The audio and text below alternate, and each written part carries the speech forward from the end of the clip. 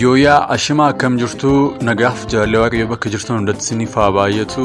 Kun YouTube channel Boonsaa Addisuu Guuteetii haaraa yoo taatan subscribe gochuudhaan maatii keenya ta'a. Viidiyoon yeroo yerootti gadhiisnus akka dafanii isin ga'aniif mallattoo beelii banaa gochuu hin dagatinaa. Odeeffannoon har'a isinitti himnu waa'ee maanguddoo godina Wallagga Bahaa aanaa Diggaatti waraabessa yaabde jedhamanii ajjeefamanii maal beekna? Waan kana karmaan gaditti isiniif himnaa haga xumuraatti nu hordofaa. Tibbana godina Wallagga Bahaa aanaa Diggaatti maanguddoon tokko osoo waraabessa yaabbatanii adeemanii argaman jechuun ajjeefamuun dhaga'amee jira. Taatee kanaan viidiyoon dubartii kana yeroo namootni itti naanna'anii ilaalanii fi miidhaa irraan gahan miidiyaa hawaasummaa irratti bal'inaan qoodamaa ture. Dubartiin kun mana yaalaa akka gahaniin lubbuu isaanii akka darbe BBC'n odeeffatee ture. Jiraataa naannichaa maqaan isaa akka hin ibsamne gaafate tokko maanguddoon kun sammuun isaanii nagaa dhabuu irraa rakkoon kun mudachuu odeeffannoo akka qabu BBC'dhaaf himee ture. Bakki rakkoon kun itti mudate aanaa Diggaa ganda guddisaa ta'us maanguddoon kun garuu aanaa guutoo giddaa irraa dhufuu dhageenye jedhan jiraataan kun. Guyyaa kaleessaa maatiin isheeyyuu dhufanii deebi'ani. Erga ji'a ja'aati sammuun ishee dhukkubaa akka ture maraattee hidhamtee akka turtee fi hidhaa kuttee akka baate himan jedhe. Akka jiraataan kun jedhanitti wanti sirriitti beekamu jaartiin kun rakkoo fayyaa sammuu qabaachuudha. Inni uummanni jedhu waraabessa yaabbattee argamuu shakkiidha malee waan qabatamaa miti. Jaartiin kun wantoota garaa garaa kanneen akka dhadhaa, birrii, uffataa fi wantoota ishee barbaachisan kaanillee of harkaa qabdi jedhan jiraataan kun. Jiraataan kun maanguddoon kun halkan keessaa naannoo sa'aatii 8tti qorri rukutee akka argamanii fi akkaan miidhamanii akka turan achumaanis ambulaansiidhaan gara buufata fayyaa naannoo sanaa Ifaa jedhamu erga geessanii booda achitti lubbuun isaanii darbee jedhan. Reenfas buufatuma fayyaatu awwaalee kan jedhan jiraataan kun maatiin erga reenfi awwaalame dhufan jedhan. Maatiinis baga sirnaan nuuf awwaaltanii jaartii sammuun dhukkubee ture jechuu himan jiraataan kun. Oduun dubartiin osoo waraabessa yaabbattee deemtu qabamtee reebamtee ajjeefamte jedhu kun gidduu kana miidiyaa hawaasaa irratti akkaan dubbii ijoo ta'eera. Dhimma kana irratti kan gaafatamanii itti gaafatamaan waajjira abbaa alangaa naannoo Diggaa obbo Boonsaa Ittaanaa gocha raawwate kana akkuma nama kaanitti miidiyaa hawaasaa irraa dhaga'uu ibsan. Haa ta'u malee lubbuun dubartii eenyummaan ishee hin baramne tokko aanaa Diggaa keessatti darbuu mirkaneessineerra jechuudhaanii BBC'dhaaf dubbatanii turan. Taateen kun caamsaa 30 aanaa Diggaa ganda guddisaa bakka dhagaa kaabaa jedhamutti raawwatee jedhanii obbo Boonsaan. Jalqaba aanaadhuma keenya keessatti waan raawwatame iyyuu natti hin fakkaanne boodarra garuu poolisoonni aanichaa dubartii akka miidhaan itti irra gahe keessaa kaasanii gara waajjira fayyaa aanaa Diggaa geessuuf achumatti duusheellee poolisoota irraa hubadheera jechuudhaan ni dubbatu.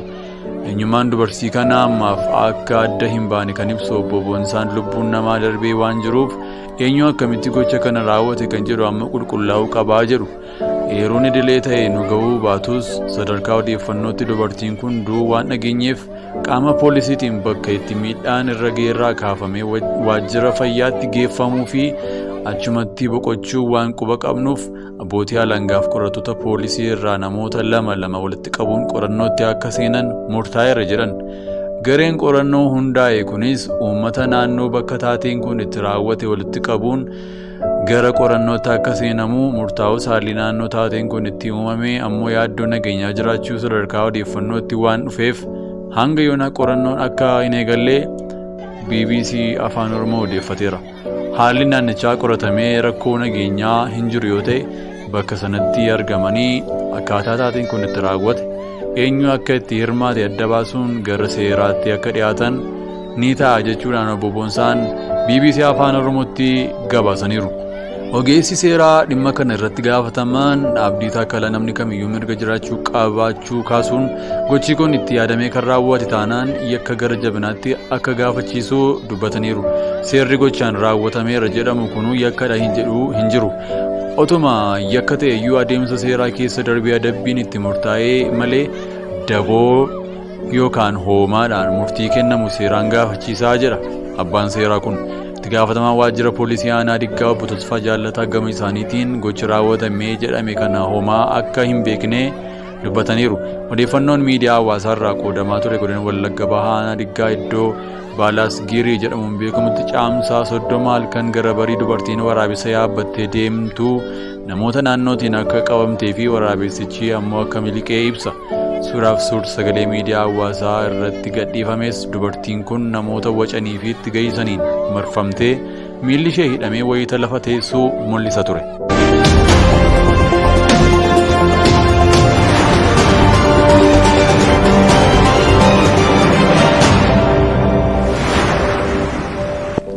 Godina Wallagga Bahaa Aanaa Diggaatti maanguddoon sababa hin beekamneen ajjeefamte dubbii jabduu miidiyaa hawaasaa ta'ee jira.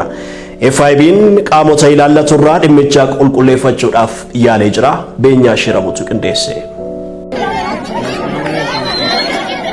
Godina Wallagga Bahaa Aanaa Diggaatti maanguddoon tokko namoota reebamanii ajjeefaman odeeffannoon jedhu ijoo dubbii miidiyaalee hawaasaa ta'uun fuulota miidiyaa hawaasaa garaagaraa irratti qoodamaa kan turee fi ammas qoodamaa kan jirudha. Odeeffannoon fuula miidiyaa hawaasaa garaagaraa irratti qoodamee akka agarsiisutti maanguddoon kun namaan reebamuun akka ajjeefamanii fi viidiyoon wayita namoonni itti marsanii dhaabbatan kan mul'isudha. Dhimmi taate kanas ijoo dubbii miidiyaalee hawaasaa garaagaraa ta'uun namoonni yaada garaagaraa kan itti kennaa jiranidha. Yaadni namoonni miidiyaalee hawaasaa garaagaraa irratti qoodaa jiran irra caalan kan mul'isus namni kamiyyuu mirga lubbuun jiraachuu waan qabuuf kanneen yakka kana keessa harka qaban qoratamanii seeratti dhiyaachuu akka qaban kan mul'isudha. Taateen maanguddoo kana irratti ta'e godina Wallagga Bahaa Aanaa Diggaatti akka raawwatame FIBTV'n bilbilaan qulqulleeffateera. FIBTV'nis dhimma kana qulqulleeffachuuf yaalii taasiseen itti gaafatamaa waajjira dhimmoota kominikeeshinii mootummaa Aanaa Diggaa obbo Laggasee Jaallataa bilbilaan dubbisee jira. Obbo Laggasaanis maanguddoon kun aanaa isaanii keessa otoo hin taane aanaa guutoo guddaa irraa akka dhufanii fi dhibee sammuu qabaachuu irraan kan ka'e roobaa fi qorra cimaa keessa buluun erga of dadhabaniin booda buufata fayyaatti geeffamuun lubbuun isaanii kan darbedha malee harka namaatiin reebamanii akka hin taane himaniiru. Hello, akkam jirtu? Agartu? Eenyaa naan jedhanii FIBTV irraan isinii bilbila. Gaafatamaa waajjira kominikeeshinii Aanaa Diggaa obbo Laggasee. Obbo Laggasee tibba kana mee wanti miidiyaa hawaasummaa irra naannaa jiru akka aanaa keessaniitti maanguddoon tokko namoota reebamtee wayita ajjeefamtu miidiyaa hawaasaa irra naannaa jira.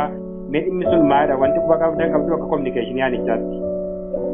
Reebamanii utuu hin taane wanti qabna egaa 22 ture jaartiin kun kan isaan bakkeetti argamanii. Bakkeetti namni baay'een itti naanna'aa ture lafaa ture jaartiin sammuu isaanii dhukkubaadha. Akka maatiinis dhufanii waajjira poolisiitti salaatanitti maatiinis guyyaa kaleessaa sila ganama poolisoota wajjin isaan turanitti yaada isaa qulqulleessuu fi jaartiin ijja duraa kaasanii sammuu gadhiisanii akka jiran ture wanti jiru. Isaan kun bakkee keessa turanii bokkaan gara malee roobera jaartiin gada bokkaadhaani. Kanaaf gaafa 22 sana bakkee keessatti bokkaan gara galgalaa baay'ee roobaa tureetti roobeera jaartiin bakkeetti miidhamanii sammuu isaanii sirriin hojjetu. Namoonnis maatii isaanii beekuuf waan tokko ta'uuf gaafachuudhaaf jireenyi adda addaa baasanii karaa akka turanitti kan odeeffannoo qaban hojii dirreerra jira. Kana booddee gaafa qoratamanii jaartiin iddoo isaanii sirriitti himachuu hin dandeenye bakka irraa dhufan ibsachuu hin dandeenye maanguddoon kun erga sanaa booddee jaartii kana qorraan bokkaadhaan sababii miidhamanii jiranii fi waajjirri poolisii aanaa keenyaatii fi ibsitoonni aanaa keenyaa fuudhanii jaartii kana mana yaalaatiin ilaalu jechuudha buufataan. Jaartiin kun osoo itti yaalamanii sababii qorraaf wanta adda addaatiin miidhamanii lubbuun isaanii darbe malee reebichaan du'uu isaanii maal kan jiru kanaan odeeffannoo isaatiin qabu. Namni reebis waan jiru miti akka sooshaal miidiyaa irratti argametti isaan sooshaal miidiyaa irraa kaleessa ilaalan ture viidiyoo isaa namni callume itti naannee maraatuma kan argeetti bobbee dhaabbata malee rukkutaa jiru kan hin jirre ta'uu isaatii namni kan itti fayyadamu. Jaartiin kun maanguddoon kun aanaa keenya keessa miti jireenyi isaanii iyyuu. Aanaa biraa keessa aanaa guutoo giddaa keessadha odeeffannoon argatan poolisiirra. Jaartiin kun immoo aanaa guutoo giddaa keessaati.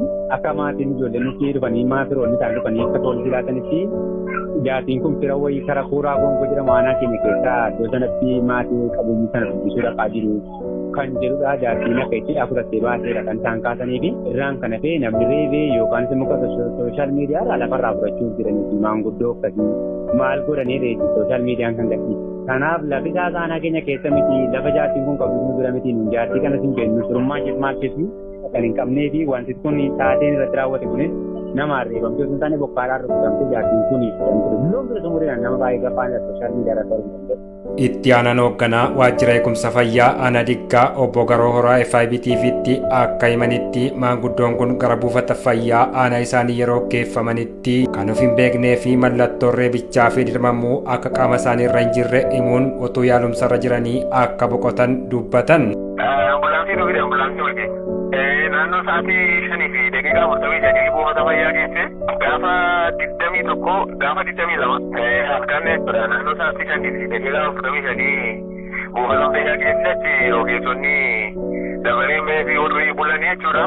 Isaanii otuma yaalaa jiranii yaaliima barbaachisaa ta'e jechuudha. Sadarkaa buufata fayyaatti kan taasifamuu fi otuma isaan yaalaa jiranii naannoo daqiiqaa 15 booddee humna walitti ta'an rifiifiin barraa'ee oduu isaanii ambulaansii waamuu jedhaa jiranii jaartiin gidduutti lubbuun keessaa ba'e. Inni yeroo dhufan of hin beekamidha jechuudha.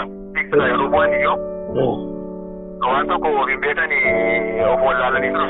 Achitti wal lubbuu isaanii oolchuu jedhanii waan tokko godhanii dalagaa kan yaala fayyaa wajjin wal qabatu garuu immoo wanta dhibee isaaniitti jamee ture waan ta'eef oolchuun hin danda'amne lubbuun isaanii darbeera jechuudha. Waan tokko madaan hin qabdudha jechuudha. Madaan naannoo isaanii irraan turre yookaan dirmamuu hin jiru, dhiigisni hin jiru, waan tokko waan inni akkasumatti yeroo dhufanii of wallaalanii turanii akkuma ittiin jedhamu tuma yeroo jiranii daqiiqaa 40 booddee utuu rifeerii marraa itti boodamu lubbuun isaanii darbeera. Isa magaalaa Tookii isaatii isa boolla qochee isaatii bite akka isaan awwaalaman taasifame jechuudha ganamoota. Itti gaafatamaan waajjira poolisii Aanaa Diggaa Inspektar Tasfaan immoo dhimmicha koree ijaaruun qulqulleessaa akka jiran bilbilaan FIBTVtti himanii jiru. Abbaan hangaan barataa poolisii. Ati baadiyyaa jira hojiirra jira garee kutaa qorannaa akka ati abbaan hangaa irratti ijaarree hojjetaa jirra. Isaanirraa qulqulleeffadhaan